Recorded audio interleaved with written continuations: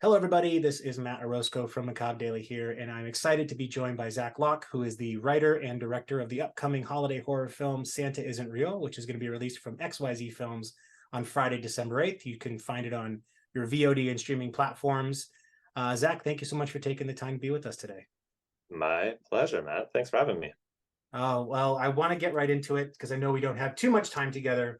But we're big fans of holiday horror here at Macabre Daily because it often is the perfect juxtaposition of holiday that should be innocent and playful with all the things we love about horror, which is murder, mayhem, and violence. But before we get too much into the film, I just had a question for you about, do you believe in Santa? And did you have any sort of traumatic Santa experiences when you were growing up that might have infused some ideas to the script? Well, I grew up being told from the very beginning that Santa wasn't real. So I was the kid who had to kind of stifle the urge to tell all my friends who believed in Santa that it was their parents. So that was a very formative experience in my life, and I think I tried out sometimes telling people that Santa wasn't real and kind of getting the pushback from maybe them or their parents to my parents, that I was ruining Christmas for everybody. So that definitely this has been a project that's been gestating since I was in the single digits then in some ways. So that was always definitely a very formative like part of my life. I think that I became more interested in just like belief in general, and why people believe the things they do, and how hard people cling to those, and the lengths they'll go to convince other people, and the lengths they'll go to convince themselves. And to So like that was fun to when kind of that thinking came together with the Santa kind of like more kind of on its face innocent Santa belief. It would seem like a good opportunity to lean in on that and really use this something that we all are aware of, which is Santa real or not, to explore that. Yeah, I mean yeah, it must have been hard being the balloon popper at such a young age of taking everyone's festive dreams, be like, no, that's not real. But in some extent, you're probably doing the parents a favor by smoothing that landing out later on in life, so they don't grow up believing in a man who's able to travel all across the world in 14 hours, making no breaks, and has infinite amounts of presidents in a limited size bag. But it is interesting how many kind of Santa mythologies are out there throughout the world and throughout time. And so you kind of wonder, why on all so many different parts of the world and so many different cultures, there is this kind of idea of somebody like this that comes around on Christmas visiting houses. So, it's tapping into the kind of collective unconsciousness. It's in my mind, it's not as important if there's somebody who flies around in the sky, coming down everybody's chimney, as it is like, why do we believe in that? And why does that, even though most of us adults, know that that's not the case, why do we still continue to make movies about Santa and talk about Santa and tell our kids about Santa? And why does that myth seem to still persevere? So that's a more interesting question to me than whether or not you know yeah, like you said, somebody actually is flying around delivering every presents to everybody. Yeah, I mean, So you do talk about that in the film, right? About how there are these multiple takes on the Santa mythology, and that it exists across, geographies and regions and cultures that don't, are they're not sharing mythologies per se. So it does have this ubiquitous nature to it, where we all tend to at least have some belief rooted in this idea that somebody whose intentions seem to vary, right? I think that's a part of the right. film that is really interesting. And I was curious to know, like, how did what how much research did went into discovering those other Santa mythologies, and then how was it trying to bring those into the film in the most organic way possible? Yeah, it's a great question. I did do a lot of research. I wanted to also avoid some of the other things that have already been shown in horror movies, like specifically Krampus has been done and done very well. So, there's one little mention of it as a little Easter egg. But I wanted to stay away from that. And really, I read a lot. I read some crazy essays, like kind of like pseudo academic essays about how like Santa and Satan are the same person. I looked into, one of my producers sent me a great article about the kind of like all the Nordic mythology about Santa. So I went down a big rabbit hole there. I didn't want to like overburden it with that, but it's just kind of, I wanted to show a lot of different perspectives. Like we have Nikki, who's like so convinced that Santa's real because of what happened to her and has also gone down this rabbit hole on my behalf. And you have Jess, her best friend, who is just a staunch believer in God and angels and demons and all this, but she draws the line at Santa, and that's interesting. And it's like, why would you draw the line there? And then you have the kind of friend who is willing to kind of believe anything because she's open to everything, and that's like nice and innocent. And then you have a friend who's just kind of like okay, there, you're a crazy person. So I think it's kind of using those characters to explore all the different sides of not only belief in Santa, which is like that's fine, but just belief in general. And once somebody believes something and it's their truth, what does that mean? And do we all have to share in that truth, or do they get to have their own truth, or is there a capital T truth out there that we should all be like arguing about and getting to?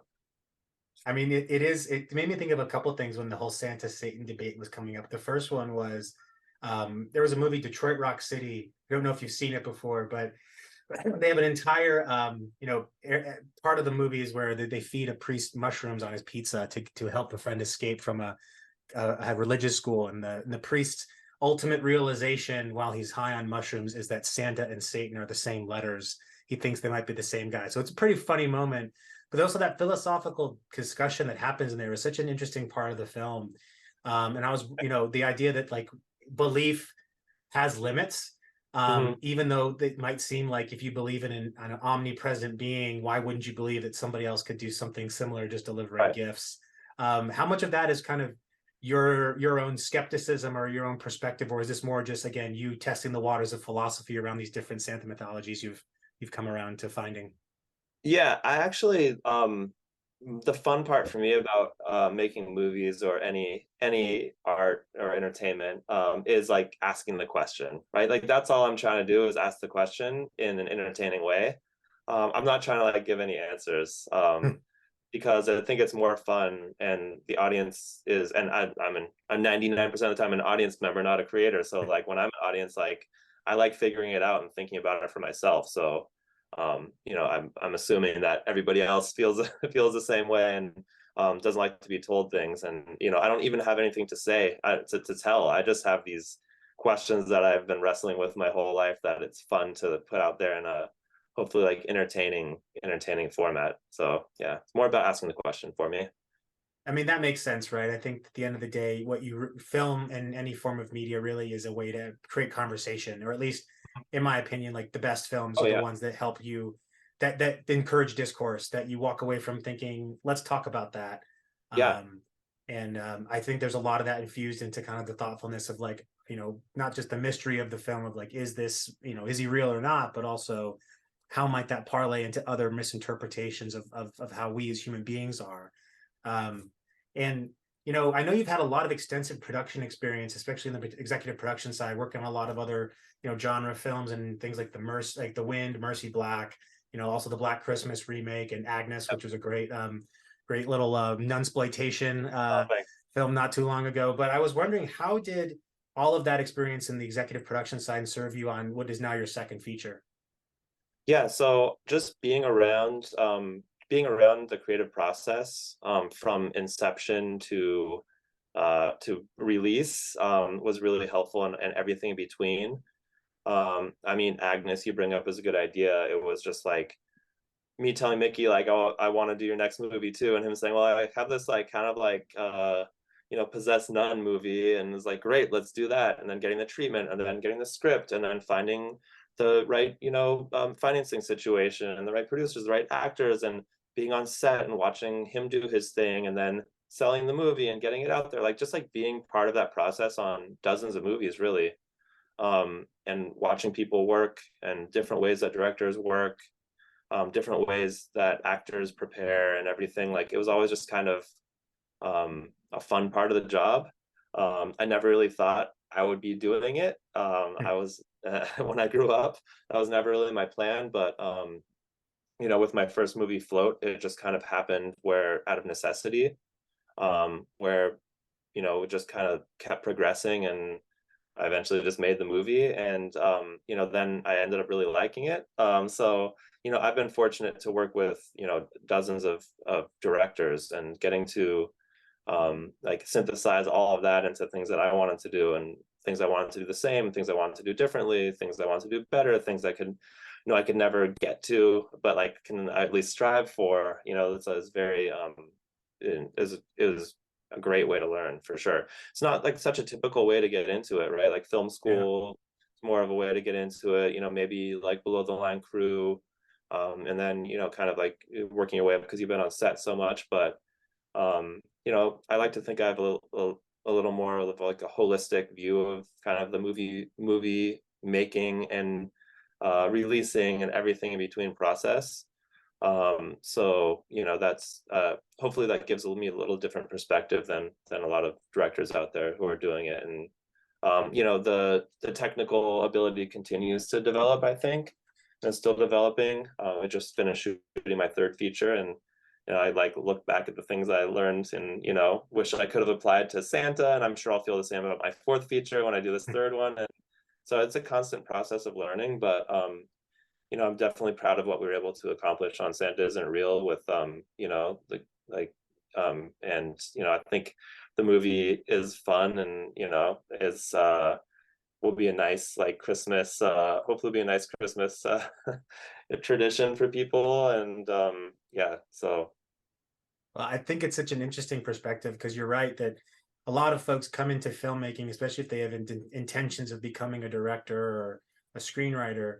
That's typically where you focus. You think you're going to be, and you know, if you really take the kind of studio route, you may have to get into production gigs or like production assistant gigs, but you're really just kind of working on the set so much as not so much on the back end.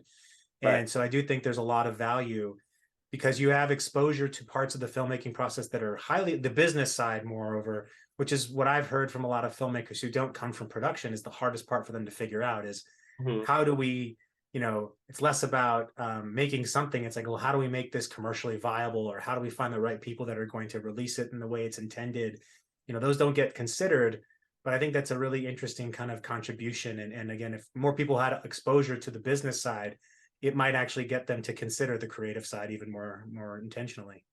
I think so. I think for me, it's not about like, oh, what can be commercial or what, you know, what will sell. I think it's more for me about like, how do we, like, just like any artist, right? Like, how do I transmit this message to as many people as possible? That's kind of the goal. So, you know, like that's, I think, you know, horror is a great way to do that. And I mean, it's been talked about at length, but by people a lot smarter than me. But it's a great way to explore, you know, belief, like we're talking about, and trauma, which I do in the film, and interpersonal relationships, and health, and mortality, and all of this. I mean, those are heavy subjects, but when you wrap it in a, I would say like a B movie concept, and then you play it straight, as we do in Santa. You know, we it's of course, you know, having a Santa in a mask has some camp elements to it, but like it's not really played like full camp. It's more just like, hey, yeah, we know this is ridiculous, but we're gonna play this totally straight. So it's a way that you can kind of do some thinking if you want to. You don't have to. It's gonna just be fun, you know, slasher too. And but also, you know, have fun and be entertained, which is like my main goal is to entertain. My main goal isn't to like get my message out there. My main goal is to literally entertain. I mean, it's for me, it's those are all my favorite movies. It's the most important thing. You know, let's like laugh, and hopefully there's a lot of laughter in this movie. Let's scream. You know, let's squeal. Let's feel awkward when, you know, awkward things are happening. And you know, you leave with hopefully a smile on your face, and you know, that's in the audiences we've had so far, you know, everyone leaving with a smile on their face is like just the best thing after so much just grotesque horror too. It's just it's a you know, it's a rare thing, I think, to be able to, it's a hard line to walk, to, you know, have it be fun and entertaining and also gruesome and scary. And you know, the audience will decide if we walk that line successfully or not. But for me, it's the high wire act that I love doing, my movies.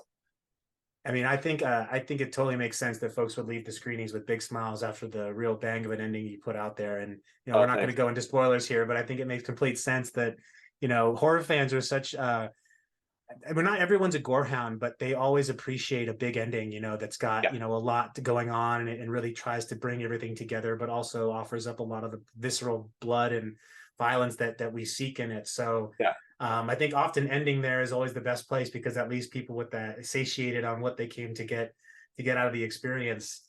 Oh, Um, it's the funnest stuff for me to do too. It's that's what it's all about. I mean, that's the funnest stuff to direct. It's the funnest stuff to plan for. It's the funnest stuff to watch with an audience. Like you like, I love that. Like, of course you got to earn it. You know, you got to earn it. And you know, I think hopefully we do. But like, yeah, all of the kills and everything are so much fun, and especially when you're talking about Christmas and, you know, Santa Claus, and trying to get creative with various ways of that people meet their demise. It's very you know, there's definitely a lot of material there.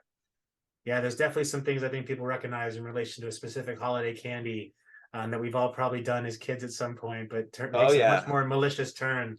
Oh Um, yeah. Yeah, and I- as soon as that, I think we can avoid some spoilers. As soon as that candy cane comes out, I think everybody knows what's going to eventually happen with yeah, it. And yeah, we you know, once you, it's like the gun, right? The Chekhov's gun. Like, once yeah, you show that thing, you got to use it. yeah. And there was never any question that we'd be using that correctly. Well, I mean, on that same vein of, like, you know, holidays, you know, on, you know, what was it that drew you to doing holiday horror specifically? You know, it is not just a niche genre within the horror, but it is somewhat bound by a specific time. You know, you don't see a lot of holiday horror movies getting released like in, you know, around outside of the holiday season. Yeah. So, what was it that drew you to holiday horror, for Santa Is It Real? Yeah, I mean, I think my producing partner Mikey had always wanted to do a Killer Santa movie, and I just kind of had filed it away in the back of my mind somewhere. So it wasn't until I started thinking about what we talked about, the belief and truth and everything that was going on, kind of a lot when I wrote it a couple of years ago, is like kind of like a lot of what I was thinking about. And when usually my ideas kind of happen when two different things collide that are seemingly very different. So on Float, I had wanted to make a movie about you know, a vlogger, just like vlogging her life with their friends and doing stuff, and then we had access to a river, to go do a river float on, and all of a sudden it was like bang, those two ideas. It's like, okay, it's the vlogger, it's the river, like those two ideas are going to come together. So it was the same with Santa. It was like this truth idea, and then this construct to put it in around a killer Santa Claus, like really just seemed to, like, you know, meld really well for me. So it was more about that than like, let's reverse engineer a holiday horror movie. It wasn't really that. It was like just you know, it seemed like a great way to explore that, and a lot of fun too. So yeah. I mean, it is. I mean, it also it's still, even though it is for how good the branding on holiday horror is, they're just there. And there are more movies coming out, you know, that speak to it, but it still has been an area that, again, if you're lucky, if you get a couple films a year, that will tap into that. So I'd say the more the merrier when it comes to holiday horror, because more often than not, it has the benefit of being associated with the holiday.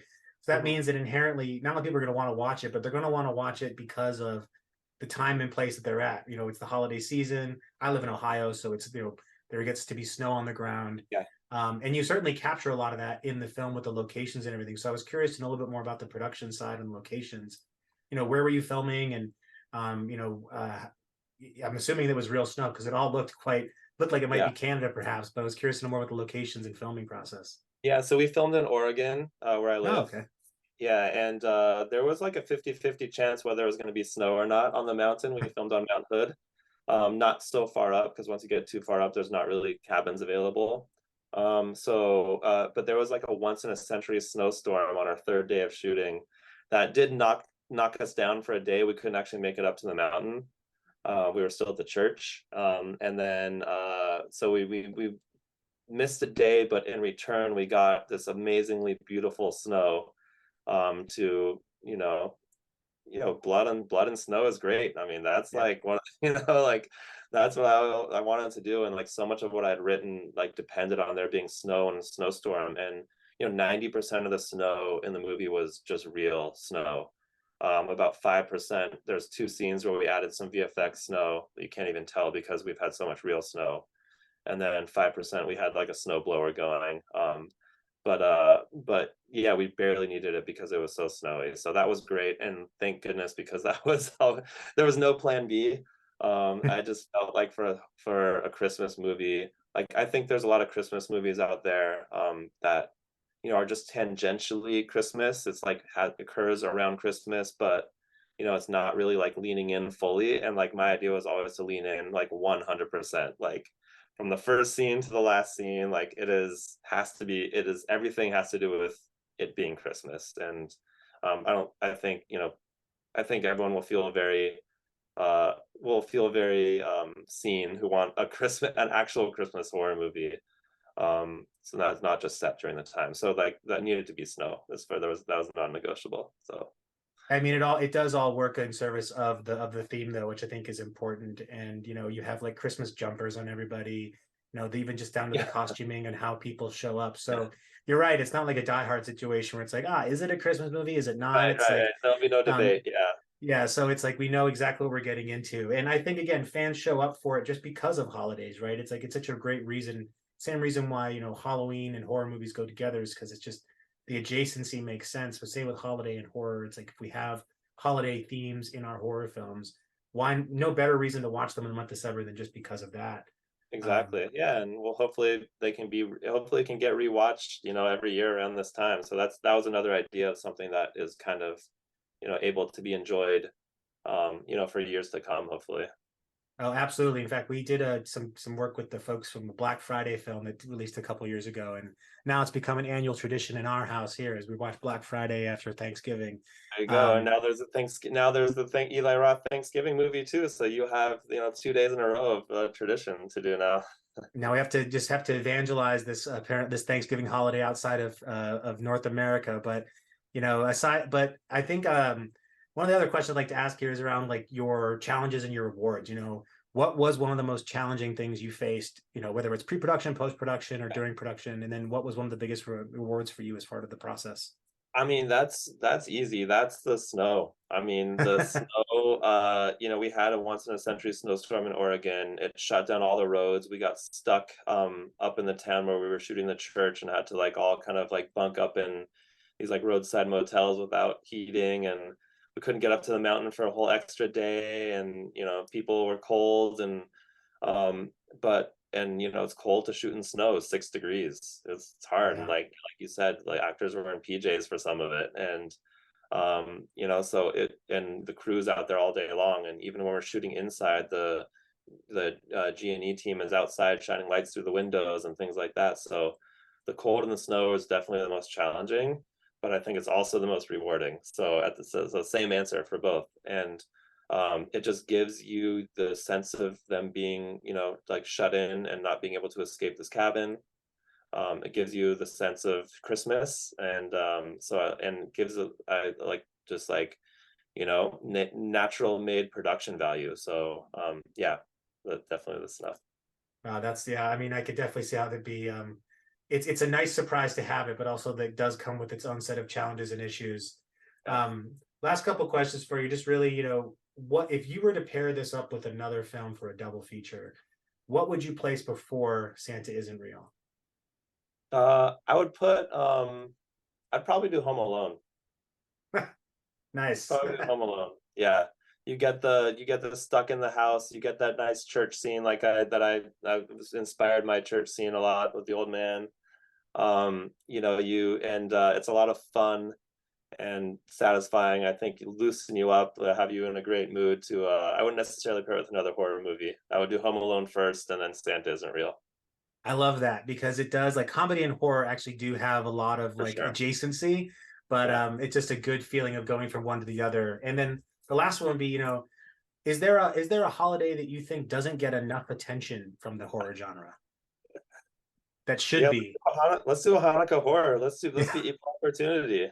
Like, Yeah, we could. There could be like the Dreidel Killer or the Menorah yeah, Massacres. I mean, yeah, there's a, well, without giving too much away, there is a strategically placed menorah that, does some good damage in this movie, and one of the characters is Jewish in this movie, so, maybe the prequel. yeah. Well, Zac, I really appreciate you taking the time to chat about Santa Isn't Real. And for everybody else watching, it will be released on all VOD and streaming platforms on Friday, December 8th from XYZ Films. Make sure to go check it out. Zac, we'll look forward to the third film you mentioned you're working on. So hope we can hear more about that when it's released. And again, congratulations on the release. I hope everyone goes out to see it. And I hope you have a wonderful holidays as well. Thanks. Yeah, happy holidays to you too. Hope you have a better Christmas than our characters did. I would. That's the bar right now, is to be better than than Nikki's Christmas. All right, Matt. Thank you so much. Bye.